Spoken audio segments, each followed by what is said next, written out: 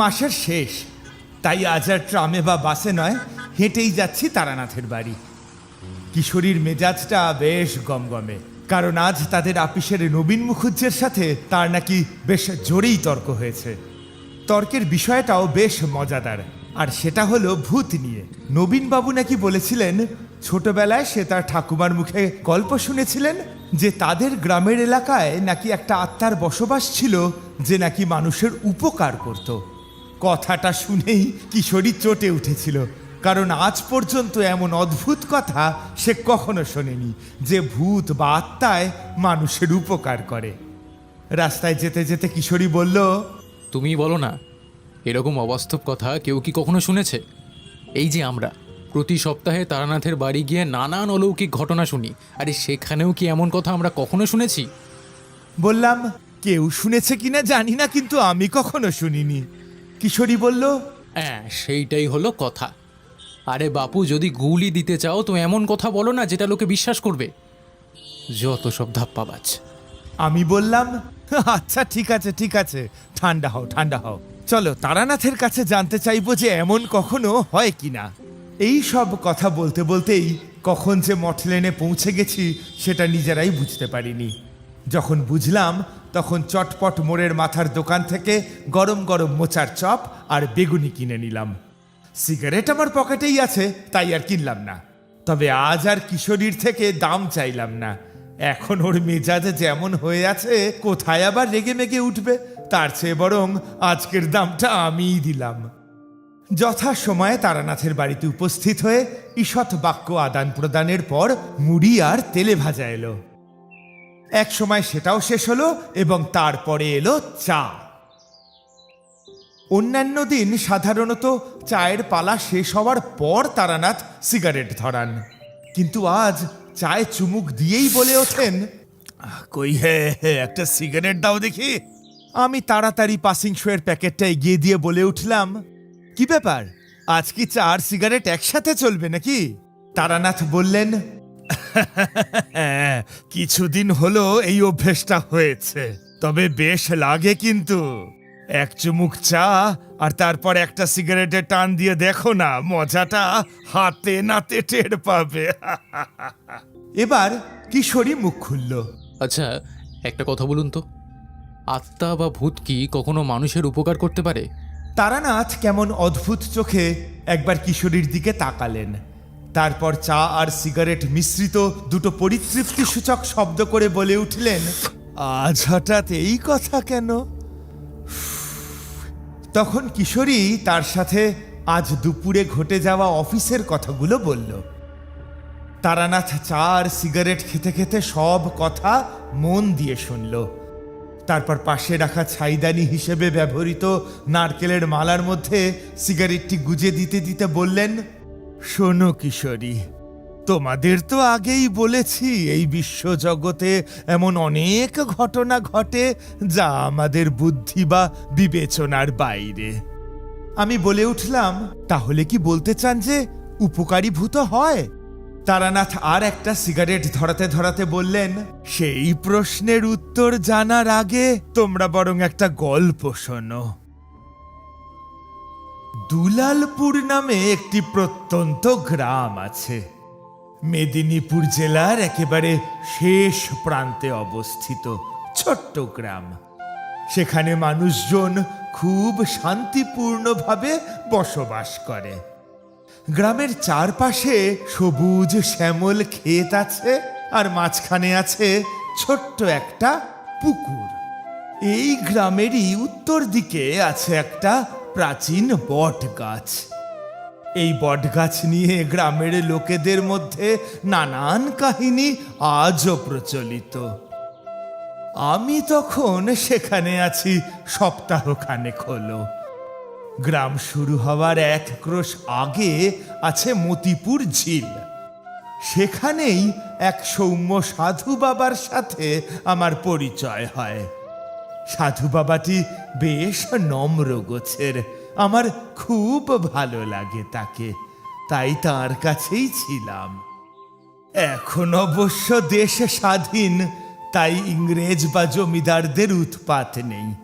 তবে অনেক বছর আগে ইংরেজ নীলকর সাহেব ও অত্যাচারী জমিদারদের ছড়াছড়ি ছিল। এক সময় দেশ স্বাধীন হয়, অত্যাচারী জমিদারদেরও উৎপাত কমে আসে। তবে এই দুলালপুর গ্রামেই বছর খানেক আগে এক জমিদার ছিলেন। গ্রামটা ছিল তারই অধীনে। তার নাম ছিল বল্লভ প্রতাপ। আর এই বল্লভ প্রতাপ ছিলেন অত্যন্ত কঠোর ও নিষ্ঠুর প্রকৃতির মানুষ। খাজনা ও জমির মালিকানা নিয়ে তিনি প্রায়ই গ্রামের নিরীহ মানুষদের ওপর অত্যাচার করতেন। একদিন তার নিষ্ঠুরতায় বিরক্ত হয়ে গ্রামের কয়েকজন সাহসী যুবক মিলে বল্লভ প্রতাপকে হত্যা করবার ফন্দি করে। তারা জানতো যে ধরা পড়লে তাদের এবং তাদের পরিবারকে বল্লভ প্রতাপ জ্যান্ত পুড়িয়ে মারবে, তাই কাজটা করতে হবে অত্যন্ত গোপনে। এই গ্রাম থেকে 6 ক্রোশ দূরে ছিল হিজলডাঙ্গা গ্রাম। সেখানে চলতো বাইজিদের আসর।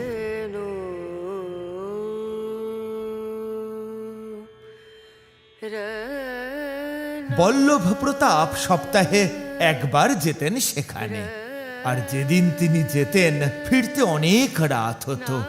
তার নিজস্ব ঘোড়া গাড়ি ছিল, তাই এই সব জায়গায় তিনি একা যাওয়াই পছন্দ করতেন। লেঠেলদের তার সঙ্গে রাখতেন না। গ্রামের যুবকরা ঠিক করে এরপর বল্লভ প্রতাপ যেদিন হিজলডাঙ্গা থেকে ফিরবেন সেই রাতই তার শেষ রাত্রি হবে। যেমন ভাবা তেমন কাজ। ঠিক 2-3 দিন পরে একদিন মধ্যরাত্রে বল্লভ প্রতাপ হিজলডাঙ্গা থেকে মনের আনন্দে ফিরছিলেন।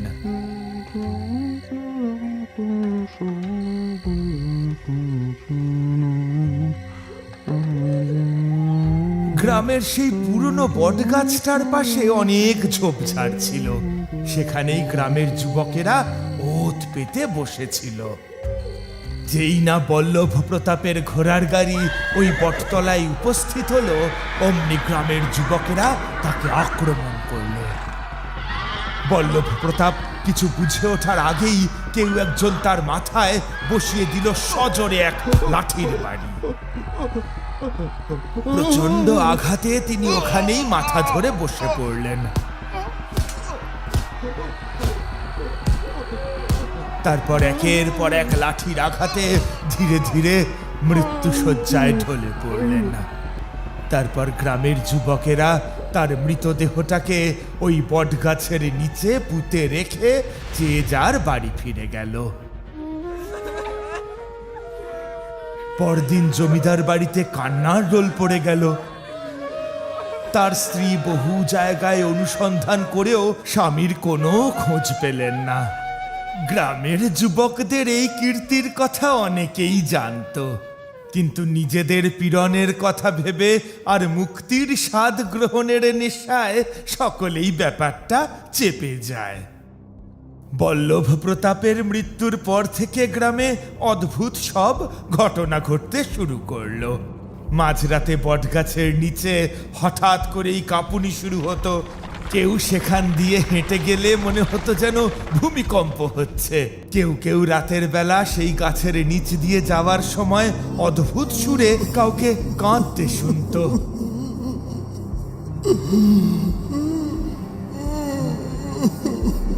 কেউ আবার গাছের নিচে অদ্ভুত ছায়া দেখতে পেত। লোকেরা বলতো বল্লভ প্রতাপের প্রেতাত্মা সেই গাছের নিচে ঘুরে বেড়ায়। এইভাবে গ্রামের লোকেরা ভয়ে ভয়ে দিন কাটাতে লাগলো। কিন্তু মাস 6 পর শুরু হলো আরো বড় উৎপাত। গ্রামের উত্তর দিকে যে মাঠের উপর এই বটগাছটা অবস্থিত, সেই মাঠটা ছিল খুবই উর্বর। গ্রামের অনেক গৃহপালিত গরু ছাগল ঘুরতে ঘুরতে সেখানে ঘাস বা কচি পাতা খেতে যেত। অনেক সময় অনেক রাত্রি পর্যন্ত সেসব গৃহপালিত পশু সেখানে ঘুরে বেড়াতো। তারপর একটা নির্দিষ্ট সময়ের পর তারা যে যার বাড়ি ফিরে যেত। দিনু খুড়ো একদিন ঘুম থেকে উঠে দেখলো তার দুধেল গাইটি গোয়ালে নেই। দিনু খুড়ো তখনই তাকে খুঁজতে বেরিয়ে গেল। পথে যেতে যেতে যার সঙ্গেই দেখা হয় তাকেই সে তার গাইটির কথা জিজ্ঞাসা করে। দিনু খুড়োর এই গাইটি গ্রামের মধ্যে সকলেরই প্রায় চেনা। গ্রামে যে কটা দুধেল গাই আছে তার মধ্যে এটি ছিল সেরা। তার উপরে আকারে যেমন বড় তেমনি তেজিয়াল। তার দুধের মতো সাদা গায়ের রং আর পায়ের মাংসপেশি দেখে বাকি গোয়ালারা সকলেই বেশ হিংসে করত। কিন্তু অনেক খোঁজাখুঁজি করেও তার কোনো হদিশ পাওয়া গেল না। শেষে গ্রামের প্রান্তের ওই বট গাছের তলায় গিয়ে দুধেল গাইটিকে মৃত অবস্থায় পাওয়া গেল। দিনু খুড়ো প্রায় হুমড়ি খেয়ে পড়ল মৃতদেহটির উপর। কি ওরে ওরে আমার এ কি হলো রে? হায় হায় হায় হায়, আমার সাধের গরুটা। তাদেরকে ঘিরে গ্রামের লোকেরা গোল হয়ে দাঁড়ালো। দৃশ্য দেখে সবাই হতবাক। দূর থেকে তারা ভেবেছিল কোনো সাপের কামড়ে হয়তো গাইটির এরকম অবস্থা হয়েছে, কিন্তু কাছে এসে তাদের চক্ষু স্থির হয়ে গেল। সকলে দেখল গাইটির মৃতদেহ পড়ে আছে ঘাস জমির উপরে, আর তার মাথাটি কেউ যেন মুচড়ে উল্টো দিকে ঘুরিয়ে দিয়েছে। জিহ্বাটা লম্বা হয়ে বাইরে বেরিয়ে এসেছে। সকলে বুঝতে পারল এটা কোনো মানুষের কাজ নয়, কারণ গাইটি ছিল প্রচণ্ড রাগী। গ্রামের সবাই আর কথা না বাড়িয়ে গাভীটির দেহটিকে সৎকারের ব্যবস্থা করল। এই ঘটনার এক সপ্তাহের মধ্যে আর কিছু ঘটল না। ঠিক এক সপ্তাহ পর আবার একজনের ছাগলের মৃতদেহ পাওয়া গেল। তারপর একদিন দুদিন ছাড়া কারোর না কারোর গৃহপালিত পশুর মৃতদেহ ওই বটগাছের তলায় পড়ে থাকতে দেখা যেত। তখন সবাই মিলে ঠিক করলো এর একটা প্রতিকারের দরকার। সকলে গ্রামের মোড়ল জগবন্ধু বাবুর কাছে গিয়ে উপস্থিত হলো। ইতিমধ্যে জগবন্ধু বাবুর কানে সমস্ত ঘটনা পৌঁছেছিল। তিনি নিজেও এই সমস্যাটি নিয়ে মনে মনে বেশ চিন্তিত ছিলেন। সত্যি বলতে কি, তার নিজেরও একটি গরু সেখানে মৃত অবস্থায় পাওয়া গিয়েছিল। সকলে পরামর্শ করে ঠিক করলো মতিপুর ঝিলের ধারে যে কালী মন্দির আছে সেখানকার সাধু বাবার কাছে যেতে হবে। সেই সাধু বাবার নাম আশেপাশের আর 5টি গ্রামে খুব বিখ্যাত। ইতিমধ্যে তিনি বহু সমস্যার সমাধান করেছেন। এই তো আগের বছর কালী পুজোর সময় পাশের ময়নাচুরো গ্রামের একটি মেয়েকে ভূতে ধরেছিল। প্রথমে ব্যাপারটা বোঝা যায়নি, কিন্তু সাধু বাবার কাছে নিয়ে যেতে তিনি সব বুঝতে পারেন এবং একদিনের মধ্যেই সেই মেয়েটিকে আবার সুস্থ করে দেন। জগবন্ধুবাবু বললেন, বেশ, সেই কথাই রইল।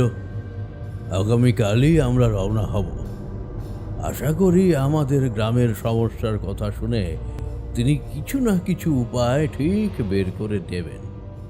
কথা মতো পরদিনই জগবন্ধু, দিনু গোয়ালা, বিষ্ণুচরণ, রামলাল এই 4 জন মতিঝিলের মা কালী মন্দিরের উদ্দেশ্যে রওনা হলো। আমি তখন সাধু বাবার কুটিরের পাশে বসে ঝিলের জলে মাছরাঙা পাখির শিকারের কৌশল লক্ষ্য করছি। হঠাৎ দেখি কিছু লোক কুটিরের দিকে এগিয়ে আসছে। আমি সোজা হয়ে বসলাম। সাধু বাবা মধ্যাহ্ন ভোজনের পর তার পাতার কুটিরে বিশ্রাম নিচ্ছেন। লোকগুলো কাছে আসতে আমাকে দেখতে পেল। একজন বলল, আমরা দুলালপুর গ্রাম থেকে আসছি। আমাদের গ্রামের খুব বিপদ, তাই একটিবার সাধু বাবার সঙ্গে দেখা করতে চাই। একটিবার। আমি বললাম, ও কিন্তু উনি তো এখন একটু বিশ্রাম নিচ্ছেন, এখন কি ওনাকে জাগানো উচিত হবে? একটু পরেই হয়তো উনি জেগে উঠবেন। আপনারা কি একটু অপেক্ষা করতে পারবেন? সবে মাত্র আমার মুখের কথা শেষ হয়েছে, আর ঠিক তখনই দেখলাম কুটিরের ভিতর থেকে সাধু বাবা বেরিয়ে এলেন। হয়তো আমাদের কথাবার্তার আওয়াজে ওনার ঘুম ভেঙে গিয়ে থাকবে। সকলে সাধু বাবাকে নতমস্তকে প্রণাম করলো। সাধু বাবা তার ডান হাতটি আশীর্বাদ সূচক ভঙ্গিতে তুলে দিয়ে তাদেরকে আসবার কারণ জানতে চাইলেন। তখন একজন বললেন, বাবা, আমি জগবন্ধু, ওই দুলালপুর গ্রামের মোড়ল। আমাদের গ্রামটাকে আপনি রক্ষা করুন বাবা, রক্ষা করুন। এই বলে ধীরে ধীরে চারজনে পালা করে গ্রামের সম্পূর্ণ ঘটনাগুলি সবিস্তারে ব্যাখ্যা করল। সব কথা সাধু বাবা মন দিয়ে শুনলেন। তাদের কথা শেষ হলে তিনি বলে উঠলেন, বেশ বুঝতে পারছি এটা কার কাজ। তবে এই সমস্যার সমাধান আমি এইখান থেকে করতে পারবো না। তোরা ফিরে যা। আগামী শনিবার অমাবস্যা, ওই দিন আমি ঠিক সময়ে তোদের গ্রামে উপস্থিত হব। এই কথা শুনে সকলে সাধু বাবাকে প্রণাম করে গ্রামে ফেরার পথ ধরল। সকলে চলে যাওয়ার পর সাধু বাবা আমাকে বললেন, শুনলি তো সবই। তুই না হয় সেদিন আমার সাথেই থাকিস, তোকে আমার প্রয়োজন হবে। শনিবার দিন সাধু বাবা আমাকে নিয়ে গ্রামের চণ্ডী মণ্ডপে উপস্থিত হলেন। সেখানে তখন কয়েকজন বসে সুখ দুঃখের গল্প করছিল। আমাদের দেখেই তাদের মধ্যে থেকে একজন জগবন্ধু বাবুকে খবর দিতে দৌড়লো। বাকিরা সাধু বাবার বসবার জায়গা করে দিয়ে সেখানে অপেক্ষা করতে লাগলো। কিছুক্ষণের মধ্যেই গ্রামের ছোট থেকে বড় সকলেই সেই চণ্ডী মণ্ডপে উপস্থিত হলো। এক সময় জগবন্ধু বাবু এসে উপস্থিত হলেন। তারপর তিনি বিনীত সুরে বললেন, বাবা ঠাকুর, আপনি আপনি এসেছেন দেখে আমাদের যেন প্রাণ ফিরে পেলাম। দয়া করে আমাদের উদ্ধার করুন, আমাদের গ্রামটাকে রক্ষা করুন। সাধু বাবা বললেন, সেই জন্যই তো আমি এসেছি। তোরা চিন্তা করিস না, আজ রাতেই আমি সেই দুষ্টের কর্মকাণ্ডের অবসান ঘটাবো। জগবন্ধু বাবু সকলের দিকে ফিরে দেখলেন। গ্রামের লোকেদের মুখে চোখে একটা আশার আশ্বাস ফুটে উঠেছে। সকলে যেন অধীর আগ্রহে সেই সময়টার অপেক্ষা করছে। সাধু বাবা আবার বললেন, আজ মধ্যরাত্রে আমি ওই বটতলায় একটি ক্রিয়া সম্পন্ন করব। তোমরা সকলে যে যার বাড়িতে থেকো, কেউ বাড়ির বাইরে বের হবে না। আগামীকাল সকালে পুনরায় তোমাদের সঙ্গে এই স্থানে আমার সাক্ষাৎ হবে। বাবা ঠাকুর, আপনার কি কি প্রয়োজন আমাকে যদি বলেন, আমি এখনই সব ব্যবস্থা করে দিতে পারবো। আমার যা প্রয়োজন তা আমি নিজেই সংগ্রহ করে নেব। তোদের ব্যস্ত হয়ে দরকার নেই। তবে একটা জিনিসের দরকার। বলুন সাধু বাবা, কি সেই জিনিস? আমার একটি কালো মোড়গের প্রয়োজন। তাই দেব বাবা ঠাকুর, তাই দেব। আমার বাড়িতেই আছে, এক্ষুনি এনে দিচ্ছি, এক্ষুনি এনে দিচ্ছি।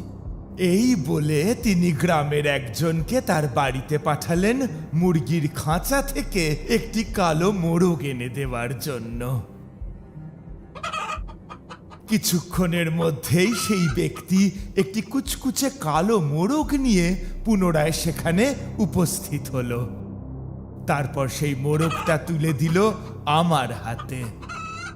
এরপর সাধু বাবা আরও একবার আশীর্বাদ সূচক ভঙ্গিতে নিজের ডান হাতটি সকলের দিকে উঁচু করে ধরে ধীরে ধীরে সেখান থেকে প্রস্থান করলেন। তারপর সারাদিন গ্রামের বিভিন্ন প্রান্তে ঘুরে রাতের ক্রিয়ার জন্য প্রয়োজন মতো সামগ্রী সংগ্রহ করতে লাগলেন। আমাকেও কিছু দ্রব্য সংগ্রহের জন্য তিনি বললেন। তার মধ্যে ছিল কলকে ফল, নিম গাছের শুকনো পাতা, 5টি পাখির পালক ও কিছুটি পুকুরের কাদামাটি। ধীরে ধীরে দুপুর গড়িয়ে সন্ধ্যা নামলো। ঘরে ঘরে সন্ধ্যা আরতির শব্দ শোনা যেতে লাগলো। সময় তার নিজের গতিতেই এগিয়ে চলে। এক সময় রাত নেমে এলো। চারিপাশ নিস্তব্ধ হয়ে গেল। এক টানা ডেকে চলল ঝিঝি পোকারা।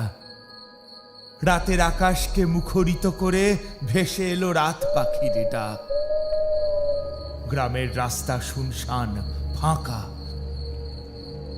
আজ একটা নেড়ি কুকুরও রাস্তায় থাকতে দেখা গেল না। যেন অশুভ কোনো কিছুর পূর্ব সংকেত পেয়ে গোটা বিশ্ব চরাচর আত্মগোপন করেছে। এদিকে গ্রামের প্রান্তরে সেই বটগাছের তলায় হোমকুণ্ড তৈরি করে সাধু বাবা যজ্ঞে মগ্ন হয়ে আছেন। আমি তার সামনে বসে ক্রমাগত অগ্নিকুণ্ডে ঘি আহুতি দিচ্ছি। তার সামনে পড়ে আছে সেই কালো মোরগটির মুন্ডুহীন দেহটি। সেই মোরগের গলা থেকে নিঃসৃত রক্ত জমা করা হয়েছে একটি আগুনে পুড়ে যাওয়া মাটির পাত্রে। মন্ত্র পড়তে পড়তে সাধু বাবা এক সময় মোরগটির মৃতদেহটি তুলে সমস্ত পালক ছাড়িয়ে ফেলতে বললেন। আমি তখনই আদেশ মতো সেই কাজটি সম্পন্ন করলাম। এরপর পুনরায় তিনি মন্ত্র পড়তে পড়তে কি একটা সাদা জিনিস মৃতদেহটিতে ভালো করে মাখিয়ে সিঁদুরের ফোঁটা দিলেন। দেখে মনে হলো হয়তো ছাই। তারপর আরেকটি বড় মাটির পাত্রে মোরগের দেহটি পুনরায় শুইয়ে রাখলেন। এরপর মোরগটির কাটা মুন্ডু নিয়ে সেই জমানো রক্তের মধ্যে ডুবিয়ে তার থেকে কয়েক ফোঁটা ঢেলে নিলেন নিজের মুখে। দেখে আমার গা কেমন ঘিন ঘিন করে উঠল। ভাবলাম, আমি কি ঠিক লোককে সঙ্গ দিতে এসেছি? আমি কোনো ভুল ক্রিয়ায় যুক্ত হয়ে পড়ছি না তো? তারপর পুনরায় মন্ত্র পড়তে পড়তে সেই মোরগের মাথার সাহায্যে রক্ত ছিটোতে শুরু করলেন হোমকুণ্ডের মধ্যে। 5 বার রক্ত ছেটানোর পর হঠাৎ যেন বটতলার মাটি কেঁপে উঠল।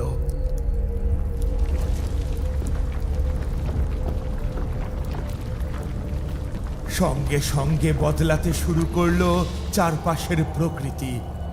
কোথা থেকে ধেয়ে এলো একরাশ দুরন্ত হাওয়া। সাধু বাবা অনড়ভাবে বসে মন্ত্রপাঠ করতে থাকলেন। একসময় আমার চোখের সামনে মাটি ফেটে তার থেকে ধীরে ধীরে উঠে এলো এক অদ্ভুত মূর্তি। তার শরীরে চামড়ার লেশ মাত্র নেই, দন্ত বিকশিত একটি নরকঙ্কাল। খটখট করে হাড়ের শব্দ তুলে সেই নরকঙ্কালটি এক পা করে এগিয়ে এসে হোমকুণ্ডের এক হাত দূরে দাঁড়ালো। সঙ্গে সঙ্গে চতুর্দিক ছেয়ে গেল মাংস পোড়া গন্ধে। বাতাস যেন বিষিয়ে উঠল। এদিকে সাধু বাবা তখনও চোখ বন্ধ করে মন্ত্র পড়ে যাচ্ছেন। এরপর হঠাৎ অদ্ভুত এক খনখনে গলায় সেই নরকঙ্কাল বলে উঠল, কি চাস তুই? এখানে কেন এসেছিস? তোর জন্যই আমি এখানে এসেছি। তুই গ্রামের লোকের ওপর যে অত্যাচার করছিস সেটা ঠিক নয়। গ্রামের নিরীহ গৃহপালিত পশুদের দিনের পর দিন হত্যা করছিস। এসব বন্ধ কর। বন্ধ করবো না। আমি পল্লব প্রতাপ। এক সময় আমার দাপুটে বাঘে গরুতে এক জায়গায় জল খেত। আর এরা কিনা আমাকে খুন করেছিল। এর প্রতিশোধ আমি নেব। তাই প্রথমে তোদের রোজগারের পন্থাকে আমি হত্যা করেছি। গরুর দুধ, ছাগলের মাংস এসব বিক্রি আর হবে না। তারপরে তোদেরকেও হত্যা করব। তুই ভুল করছিস। তুই প্রতিশোধের আগুনে জ্বলছিস। তোর আত্মার মুক্তির জন্যই আমি এখানে এসেছি। আমার কথা শোন, এখান থেকে চলে যা। যারা আমাকে শেষ করেছে তাদের এবং তাদের পরিবারকে সম্পূর্ণ শেষ না করে আমি এখান থেকে যাব না। আমি শান্তি পাবো না। মূর্খ, যারা তোকে হত্যা করেছে তারা নিজেদের শাস্তি পেয়েছে। অনেক আগেই কেউ অপঘাতে, কেউ শারীরিক ব্যাধিতে, আবার কেউ বা উন্মাদ হয়ে মারা গেছে। কারণ প্রাণ হত্যার শাস্তি এ জীবনে ভোগ করতেই হয়। কিন্তু তুই জীবিতকালে গোটা গ্রামের ওপর অত্যাচার করেছিলি। সেই অত্যাচার থেকে মুক্তি পেতেই তারা তোকে হত্যা করেছিল। কিন্তু তারা তোর মতো ছিল না, তাই শুধু তোকেই হত্যা করেছিল।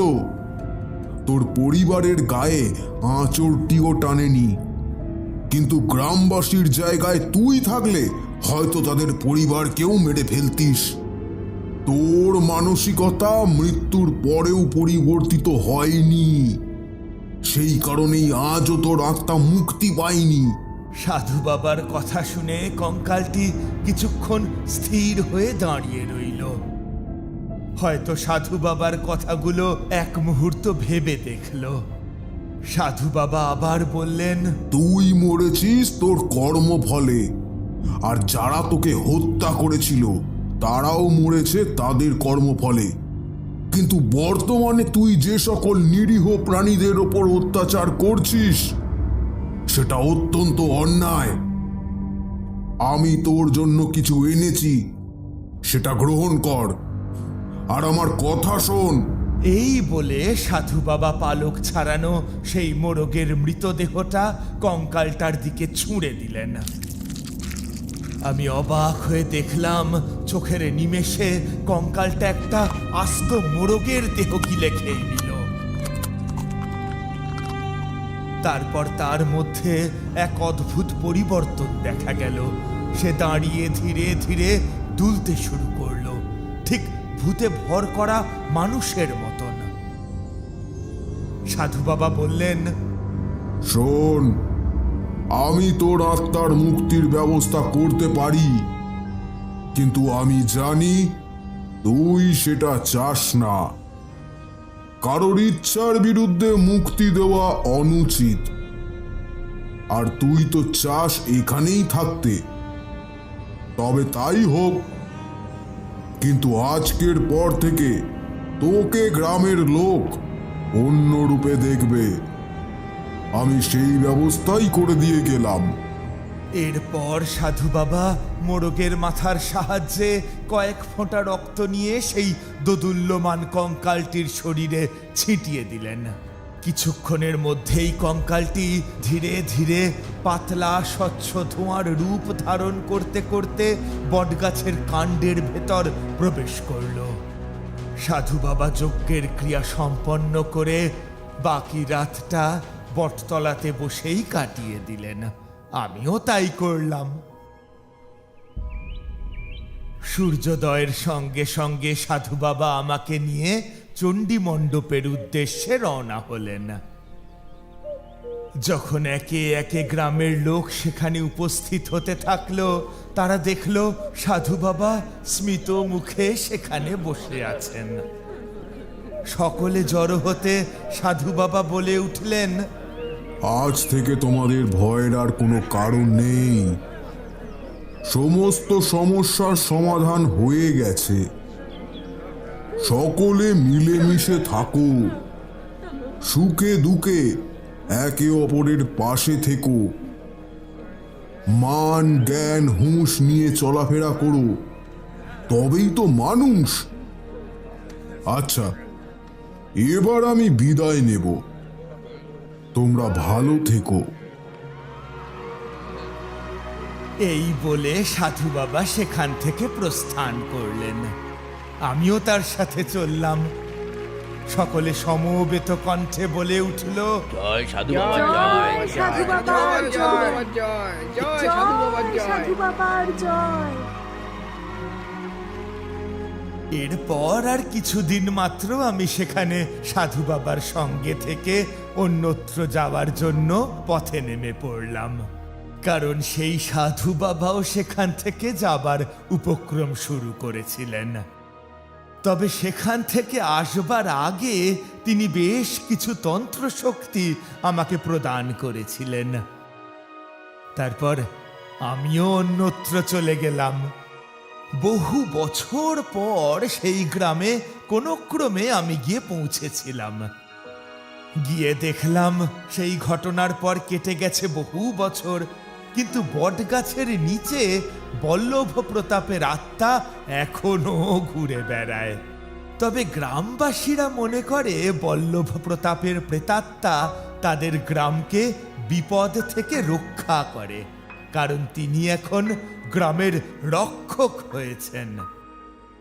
কারণ সেই বটগাছের তলায় যদি এখন কেউ কোনো দুষ্ট লোকের কীর্তির কথা নালিশ করে আসে, তবে সেই লোক নাকি যোগ্য শাস্তি পায়। আর তাই সেই প্রাচীন বটগাছ গ্রামবাসীদের জন্য এখন একটি পবিত্র স্থানে পরিণত হয়েছে।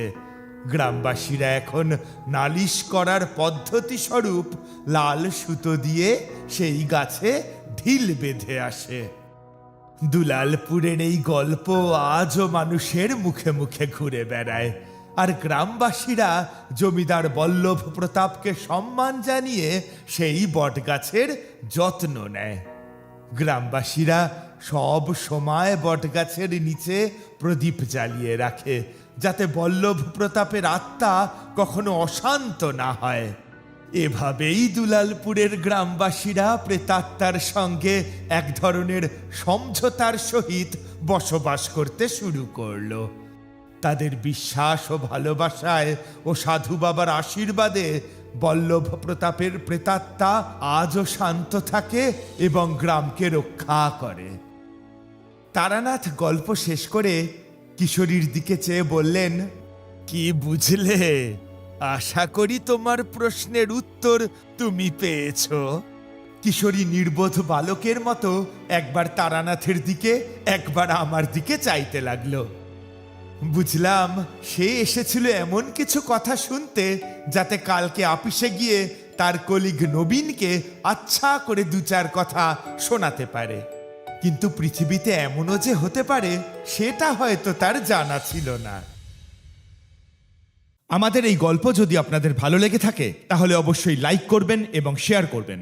যারা চ্যানেলটিতে নতুন তারা অবশ্যই সাবস্ক্রাইব করুন। শুধু বেল আইকনটি টিপে নোটিফিকেশন অন করে দিন, যাতে আমাদের পরবর্তী কাজগুলোর খবর সবার আগে আপনার কাছে পৌঁছয়। ধন্যবাদ।